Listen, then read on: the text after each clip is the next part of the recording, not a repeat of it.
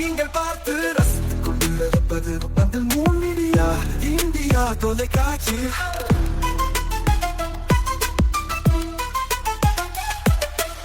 நீங்கள் பார்த்து ரசித்துக் கொண்டிருப்பது உங்கள் மீடியா இந்தியா தொலைக்காட்சி.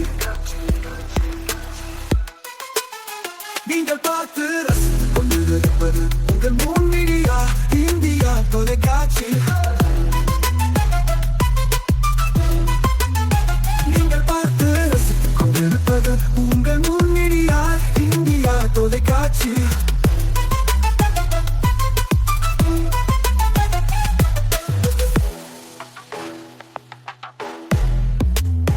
ஒரு திருக்குறள். அறத்துப்பால்.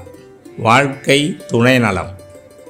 மனைமாட்சி இல்லாள்கண் இல்லாயின் வாழ்க்கை எனைமாட்சி தாயினும் இல். விளக்கம். இல்வாழ்க்கைக்கு தக்க நற்பண்பு மனைவியிடம் இல்லையானால் ஒருவனுடைய வாழ்க்கை வேறு எவ்வளவு சிறப்புடையதாயினும் பயனில்லை.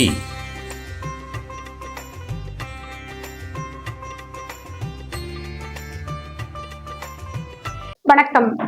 முன் மீடியா செய்திகளுக்காக உண்ணாமலை சம்பந்தம். இன்றைய முக்கிய செய்திகள்.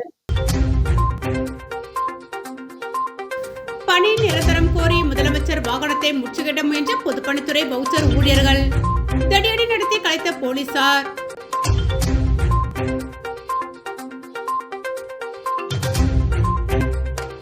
சட்டமன்றம் நோக்கி ஒப்பந்த ஆசிரியர்கள் மௌன ஊர்வலம். ஊர்வலத்தின் போது கார் மோதி ஆசிரியர் காயம்.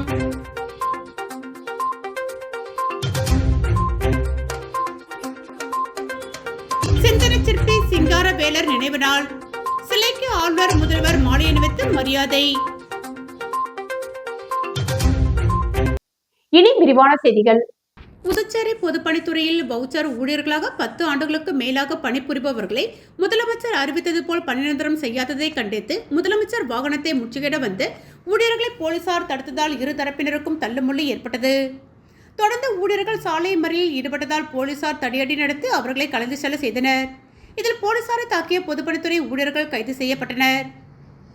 புதுச்சேரி, காரைக்கால், மாஹே, ஏனாம் பகுதியில் பொதுப்பணித்துறையில் 1378 பேர் வவுச்சர் ஊழியர்களாக ஒப்பந்த அடிப்படையில் குடிநீர் விநியோகம், சாலை கட்டமைப்பு உள்ளிட்ட பல்வேறு பராமரிப்பு பணிகளில் கடந்த 15 வருடமாக ஈடுபட்டு வருகின்றனர். ரூபாய் 10,000 ஊதியம் வாங்கி வந்த இவர்களுக்கு இந்த ஆட்சியில் ரூபாய் 18,000 ஊதியம் உயர்த்தி வழங்கப்பட்டது. இதனிடையே 10 ஆண்டுகளுக்கு மேல் பணிபுரிந்து வரும் வவுச்சர் ஊழியர்களை பணி நிரந்தரம் செய்ய வேண்டும் என ஊழியர்கள் கோரிக்கை வைத்த நிலையில் 10 ஆண்டுகளுக்கு மேல் பணிபுரிந்து வரும் பொதுப்பணித்துறை வவுச்சர் ஊழியர்கள் பணி நிரந்தரம் செய்யப்படுவார்கள் என முதலமைச்சர் ரங்கசாமி 2 சட்டமன்ற கூட்டத்தொடரில் அறிவித்திருந்தார். இந்த நிலையில் சட்டப்பேரவை தேர்தல் வர இருப்பதால் விரைவில் தேர்தல் விதிகள் அமலுக்கு வந்துவிடும். அதனால் முதலமைச்சர் அறிவித்தது போல உடனடியாக வவுச்சர் ஊழியர்களை பணி நிரந்தரம் செய்ய வேண்டும் என பலகட்ட போராட்டங்களில் ஈடுபட்டு வந்த நிலையில் இன்று கடலூர் சாலையில் உள்ள சிங்காரவேலர் சிலைக்கு முதலமைச்சர் மாலை அணிவித்துவிட்டு சென்றபோது வவுச்சர் ஊழியர்கள் முதலமைச்சர் வாகனத்தை முற்றுகையிட முயன்றனர். அப்பொழுது பாதுகாப்பு பணியில் இருந்த போலீசார் அவர்களை தடுத்து நிறுத்தினர். இதனால் இரு தரப்பினருக்கும் தள்ளுமுள்ளு ஏற்பட்டது. தொடர்ந்து அங்கிருந்த முதலமைச்சர் சென்ற பின்பு மறைமலை அடிகள் சாலை, கடலூர் சாலை சந்திப்பில் ஊழியர்கள் சாலை மறியல் போராட்டத்தில் ஈடுபட்டனர். இதனால் வெளியூருக்கு செல்லும் பேருந்துகள் மற்றும் பொதுமக்கள் செல்ல முடியாமல் போக்குவரத்து நெரிசல் ஏற்பட்டது. இதனைத் தொடர்ந்து போலீசார் அவர்களை அங்கிருந்து கலைத்து செல்லுமாறு வலியுறுத்தினர். ஆனால் அவர்கள் அதை கேட்காமல் தொடர் சாலை மறியல் போராட்டத்தில் ஈடுபட்டதால் போலீசார் அவர்களை அப்புறப்படுத்த முயன்றனர். அப்போது இரு தரப்பினருக்கும் இடையே கைகலப்பு ஏற்பட்டது. இதனை அடுத்து போலீசார் அவர்களை தடியடி நடத்தி கலைய செய்தனர். இதனிடையே தடியடியின் போது ஒரு ஊழியர் கீழே விழுந்து வாயில் பலத்த அடி ஏற்பட்டதில் அவரது வாயிலிருந்து அதிக அளவில் ரத்தம் வெளியேறியது. தொடர்ந்து அவரை அரசு மருத்துவமனைக்கு சக ஊழியர்கள் அழைத்துச் சென்றனர். இதில் ஆத்திரமடைந்த ஊழியர்கள் மீண்டும் போலீசாரை தாக்கினர். இதனால் போலீசார் பதிலுக்கு கடுமையான தடியடி நடத்தி அனைவரையும் அந்த இடத்திலிருந்து கலைய செய்தனர்.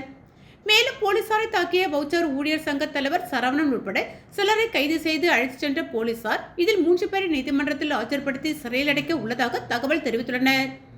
வவுச்சர் ஊழியர்களின் இந்த போராட்டம் காரணமாக அப்பகுதியில் பெரும் பரபரப்பு ஏற்பட்டது.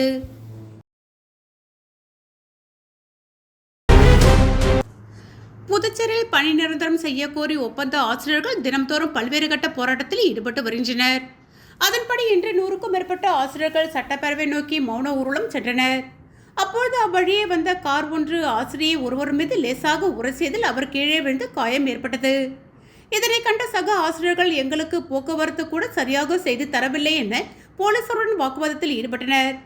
புதுச்சேரி பள்ளி கல்வித்துறையில் சட்ட விதிகளுக்கு உட்பட்டு 292 கௌரவ விரிவுரையாளர்கள், பட்டதாரி ஆசிரியர்கள் மற்றும் பால சேவிக்க ஆசிரியர்கள் கடந்த காங்கிரஸ் ஆட்சியில் பணியமர்த்தப்பட்டனர். இவர்கள் 4 முதல் 8 ஆண்டுகள் வரை ஒப்பந்த ஆசிரியர்களாக பணிபுரிந்து வரும் நிலையில் தங்களை பணி நிரந்தரம் செய்ய வேண்டும் என கூறி கடந்த 2025ஆம் ஆண்டு பல்வேறு கட்ட போராட்டத்தில் ஈடுபட்டனர். இது தொடர்பாக பேச்சுவார்த்தை நடத்திய கல்வித்துறை அமைச்சர் நமச்சிவாயம் ஜனவரி இறுதி அல்லது பிப்ரவரி மாத ஆரம்பத்திற்குள் இதற்கு தீர்வு எட்டப்படும் என கூறியிருந்தார். இந்த நிலையில் அமைச்சர் அளித்த வாக்குறுதிப்படி பேச்சுவார்த்தைக்கு தங்களை அழைக்கவில்லை என கூறி கடந்த 10 நாட்களுக்கு முன்பு தொடர்ந்து பள்ளி கல்வித்துறை அலுவலகத்தில் போராட்டத்தில் ஆசிரியர்கள் ஈடுபட்டனர். பின்னர் 4 நாட்களுக்கு முன்பு சட்டப்பேரவையை முற்றுகையிட வந்து கைதாகினர். கடந்த 2 தினங்களுக்கு முன்பு தொடர்ச்சியாக 2 நாட்கள் சட்டப்பேரவை அருகே இரவு பகலென தர்ணா போராட்டத்தில் ஈடுபட்டனர். இந்த நிலையில் இன்று காமராஜர் சாலையில் இருந்து நேரு வீதி வழியாக சட்டப்பேரவை நோக்கி 100க்கும் மேற்பட்ட ஆசிரியர்கள் மௌன ஊர்வலம் சென்றனர். அப்போது நேரு வீதியில் சென்று கொண்டிருந்த போது கார் ஒன்று ஒரு ஆசிரியை மீது லேசாக உரசியதில் அவர் நிலை தடுமாறி கீழே விழுந்தார். இதனால் அவருக்கு காயங்கள் ஏற்பட்டது. இதனை கண்ட சக ஆசிரியர்கள் தங்களுக்கு சரியாக போக்குவரத்தை கூட போலீசார் சரி செய்து தரவில்லை என கிழக்கு காவல் கண்காணிப்பாளர் சுருதி யாரக்கட்டியிடம் வாக்குவாதத்தில் ஈடுபட்டனர். பின்னர் அங்கிருந்து சென்றனர். இதனால் அப்பகுதியில் சிறிது நேரம் சலசலப்பு ஏற்பட்டது.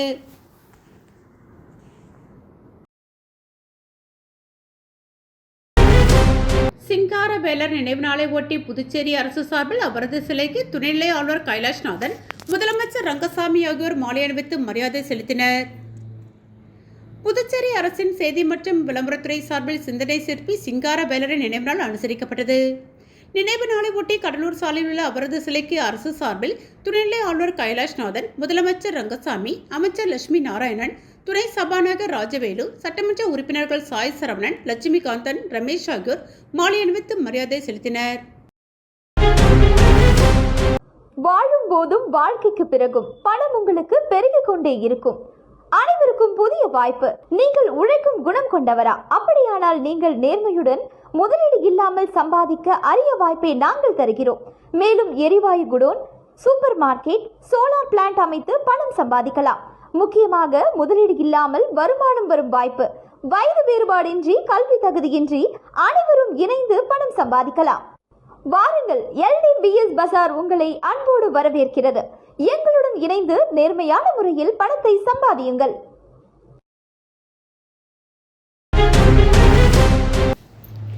புதுச்சேரியில் 30 பைசா கந்துவட்டி கொடுமையால் பெண் தீக்குளித்து உயிரிழப்பு. புதுச்சேரி நெல்லித்தோப்பு தொகுதிக்குட்பட்ட சக்தி நகர் 9வது குறுக்கு தெருவில் வசித்து வருபவர் சித்ரா. இவர் வீட்டு வேலை செய்து வருகிறார். தனது குடும்ப சூழ்நிலை காரணமாக அதே பகுதியை சேர்ந்த கிறிஸ்டினா என்கிற கிச்சனா என்பவரிடம் 80,000 ரூபாய் வட்டி வாங்கியுள்ளார். இதற்கு வட்டியாக சுமார் 3 லட்சம் வரை கட்டியதாக தெரிவித்துள்ளார். இந்த நிலையில் கடந்த 2 மாதமாக வட்டி கொடுக்காமல் இருந்து வந்திருக்கிறார். இதன் காரணமாக வட்டியை கேட்டு வீட்டிற்கு சென்ற கிச்சனா தகாத வார்த்தைகளாலும் அடித்ததாகவும் கூறப்படுகிறது. இதில் மனமுடைந்த சித்ரா கடந்த 7ஆம் தேதி மண்ணெண்ணெய் ஊற்றி தனது உடலில் தீ வைத்து கொண்டுள்ளார். இதில் படுகாயமடைந்த அவர் அரசு பொது மருத்துவமனையில் சிகிச்சை பெற்று வந்தார். இந்த நிலையில் இன்று சிகிச்சை பலனின்றி உயிர்ந்துள்ளார். இது சம்பந்தமாக உருளையன்பேட்டை காவல் நிலையத்தில் புகார் கொடுக்கப்பட்டுள்ளது. அந்த புகாரில் சித்ரா வயது 68 கந்துவட்டிக்காரரால் உளவியல் ரீதியாக சித்திரவதை செய்யப்பட்டு கொலை மிரட்டலுக்கு ஆளாகி மன உளைச்சல் ஏற்படுத்தி தற்கொலை செய்ய தூண்டி கொலை செய்தவர்கள் மீது சட்டப்படி நடவடிக்கை எடுக்க கோரி புகார் மனு கொடுக்கப்பட்டுள்ளது. புதுச்சேரியில் கந்துவட்டி கொடுமையால் பெண் உயிரிழந்த சம்பவம் பெரும் பரபரப்பை ஏற்படுத்தியுள்ளது.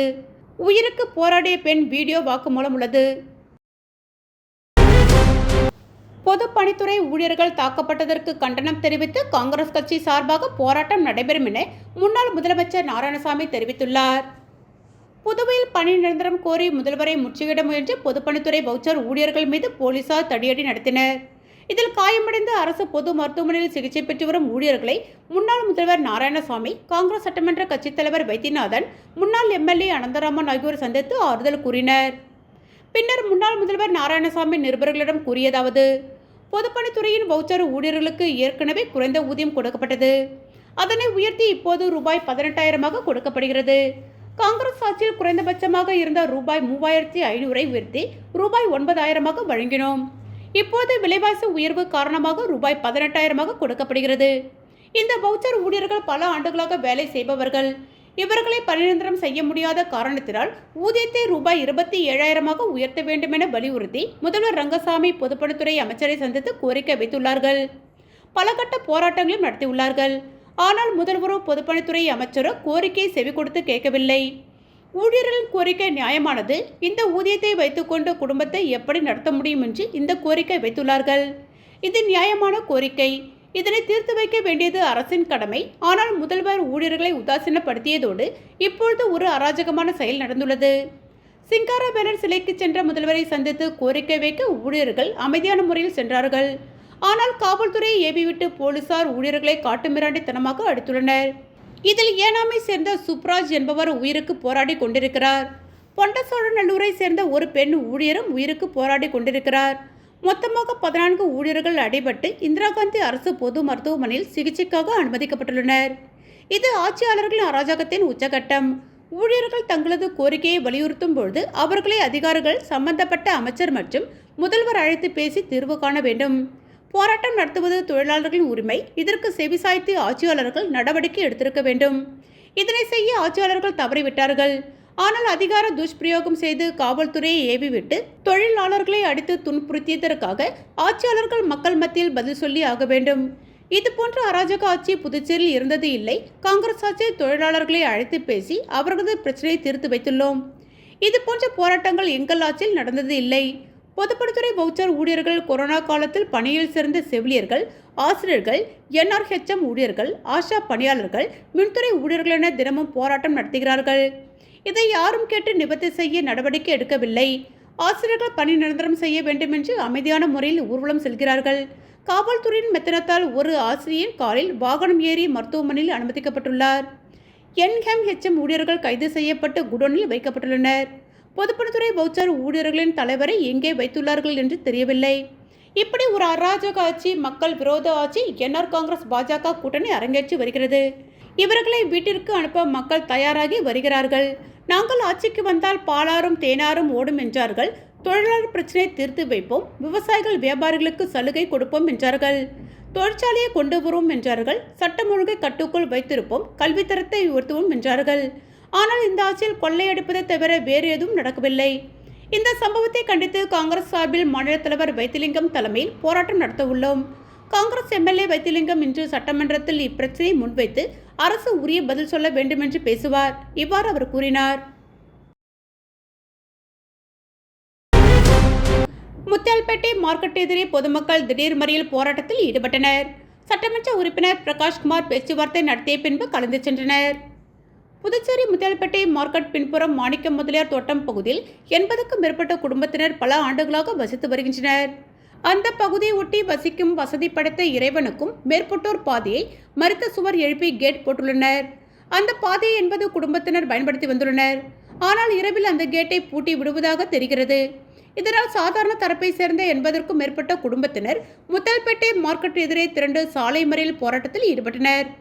தகவல் அறிந்தவுடன் தொகுதி சட்டமன்ற உறுப்பினர் பிரகாஷ்குமார் அங்கு விரைந்து வந்து பொதுமக்களிடம் பேச்சுவார்த்தை நடத்தி உடனடியாக அதிகாரிகள் அழைத்து கேட்டிற்கு பூட்டு போடாமல் இருக்க நடவடிக்கை எடுக்க வேண்டும் என்று கோரிக்கை வைத்து அதிகாரியுடன் வாக்குவாதத்தில் ஈடுபட்டார். தொடர்ந்து அதிகாரிகள் பூட்டு போடாமல் இருக்க நடவடிக்கை எடுப்பதாக உறுதியளித்தனர். அதன் பேரில் மறியலை கைவிட்டு அப்பகுதி மக்கள் கலைந்து சென்றனர். இதனால் அப்பகுதியில் சிறிது நேரம் பரபரப்பு ஏற்பட்டது.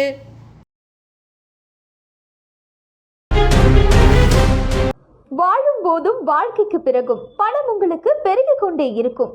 அனைவருக்கும் புதிய வாய்ப்பு. நீங்கள் உழைக்கும் குணம் கொண்டவரா? அப்படியானால் நீங்கள் நேர்மையுடன் முதலீடு இல்லாமல் சம்பாதிக்க அரிய வாய்ப்பை நாங்கள் தருகிறோம். மேலும் எரிவாயு godown, super market, solar plant அமைத்து பணம் சம்பாதிக்கலாம். முக்கியமாக முதலீடு இல்லாமல் வருமானம் வரும் வாய்ப்பு. வயது வேறுபாடின்றி, கல்வி தகுதியின்றி அனைவரும் இணைந்து பணம் சம்பாதிக்கலாம். வாருங்கள், LDBS பஜார் உங்களை அன்போடு வரவேற்கிறது. எங்களுடன் இணைந்து நேர்மையான முறையில் பணத்தை சம்பாதியுங்கள்.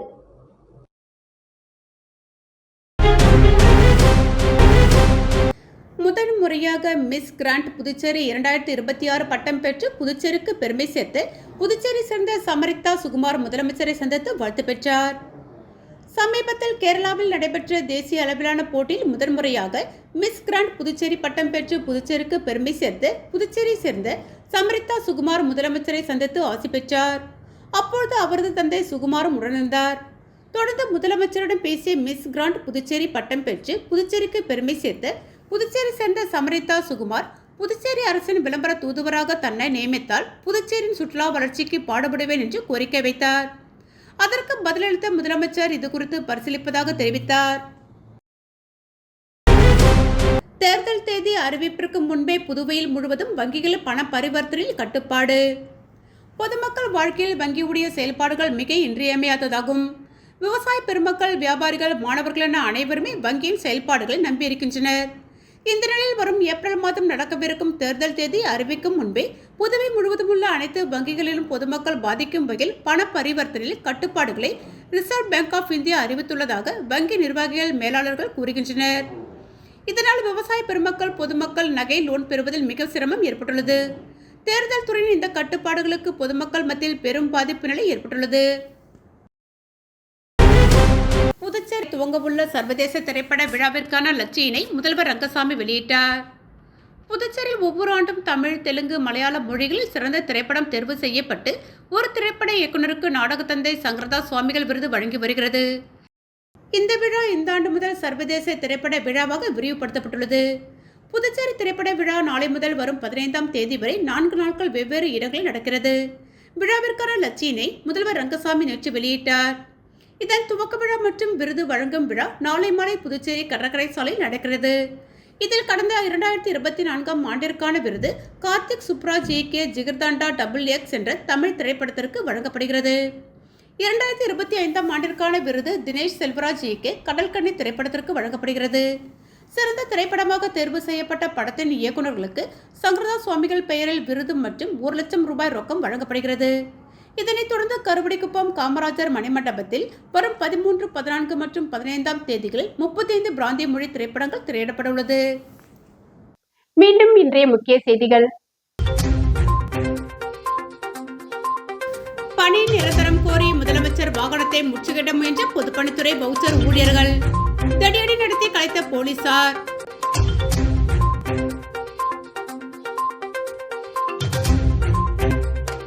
சட்டமன்றம் நோக்கி ஒப்பந்த ஆசிரியர்கள் மௌன ஊர்வலம். ஊர்வலத்தின் போது கார் மோதி ஆசிரியர் காயம்.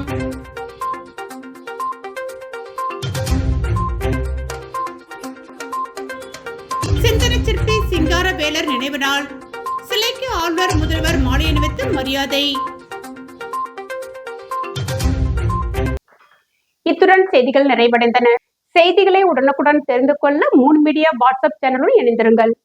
வணக்கம்.